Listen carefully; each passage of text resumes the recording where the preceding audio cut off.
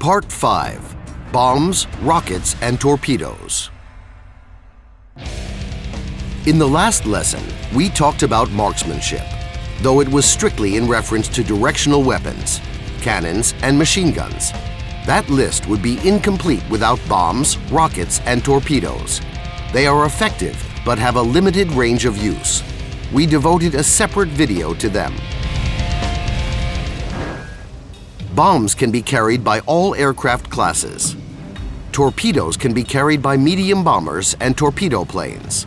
Finally, fighters and attackers can be armed with rockets.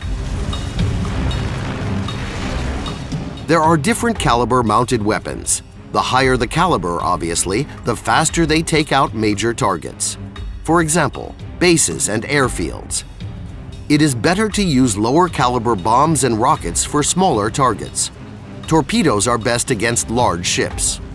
Remember, the bigger the mounted weapon, the heavier the plane. For bombers, speed and maneuverability are presumably not that important.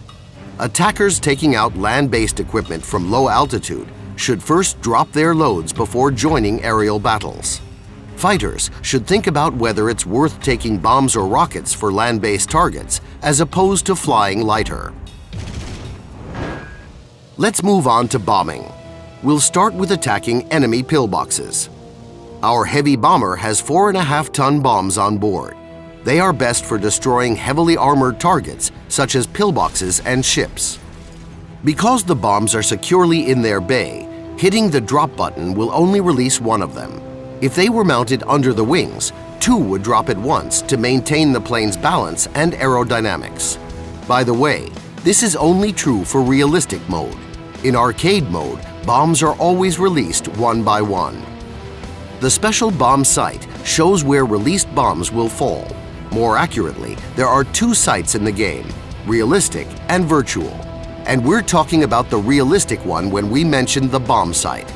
Getting back to it, the realistic bomb sight helps bombardiers accurately drop their loads from high altitudes. It is available in all modes by hitting F7, though only in the planes that were actually equipped with them.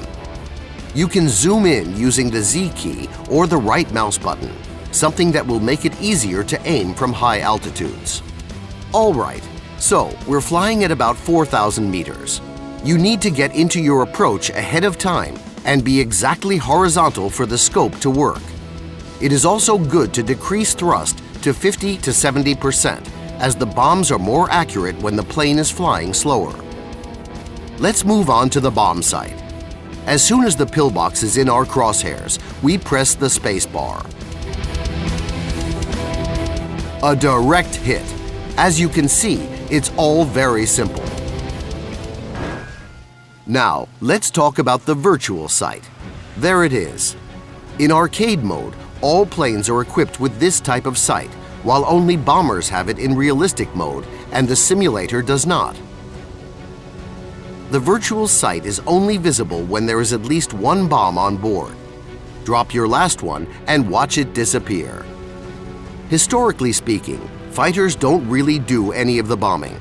However, in arcade mode, where victory is achieved primarily by quickly knocking out your enemy's land-based targets, why not? Let's try, for example, taking out a heavy tank. We will need a fighter, a virtual sight, and a 250-kilogram bomb. We will approach the target from 1.5 kilometers away. Don't forget to reduce thrust.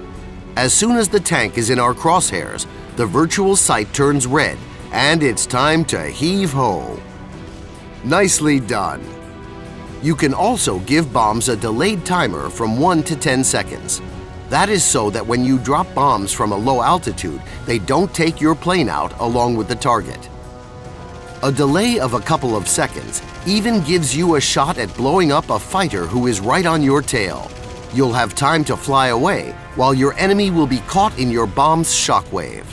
It certainly won't work every time, but it's a nice trick when it does. What should you do when a target is too fast to hit? That's exactly what you have rockets for. For example, Soviet RS-82s or American HVARs. With rockets equipped, you'll have a rocket sight in third-person view.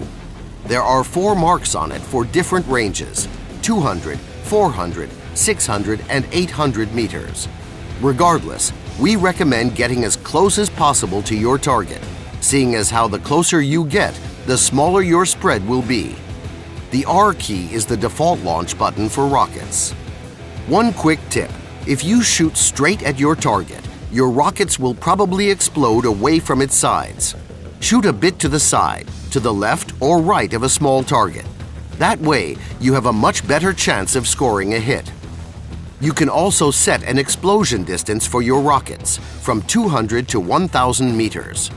As you've probably guessed, you'll need that against air targets, for which rockets are also useful.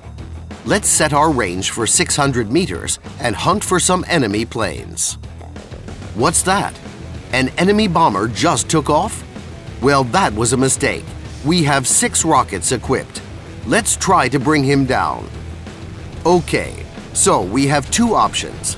We could get to point-blank range so our rocket salvo is right on target. But that would have to be just a few meters away. Otherwise, it will be almost impossible to score a direct hit. We could also set an explosion range for our rockets and use the range marking on our rocket sight to take down the bomber. Obviously, if you and your opponent are flying right at each other, you'll need to shoot from farther away than the distance you set. Otherwise, the rockets will just fly on past the target. It's much easier to come in from above or below. Launch a few rockets at a time to compensate for their poor accuracy. Remember that not all rockets can explode at a distance. If that function is not built in, they can only explode on impact. The last type of mounted weapon is the torpedo, an essential tool for battles at sea. You'll need them to take out ships and bridges. Only a few planes can carry them, among which are the legendary British Swordfish and the no less legendary Japanese B-5N2. Let's torpedo an American ship. We're flying with a wingman. It's always better to fly as a part of a torpedo squadron. The more ships you sink, the better for your team. Get as low as you can to correctly launch your torpedo. Reduce thrust to 50%. As soon as you are able to release your torpedo, a sight with a straight line will tell you where your torpedo will head. Aim it at your target. A green color indicates that the torpedo is ready for launch and impact chance is almost 100%. With that, at a low altitude and at low speed, we press the space bar. The torpedo dove into the water and headed for its target. A direct hit. Most ships sink after just one hit, but aircraft carriers and battleships may take 3 or more each. Remember that torpedoes move slowly through the water. There's no point attacking a moving ship at a long range. 400 to 500 meters is optimal. Getting closer is dangerous because ship anti-aircraft guns are frighteningly accurate. That's about it for mounted weapons. In the coming lessons, we'll talk about tactics, the clan system, aerobatics, and much more. Good luck in the skies of Warthunder.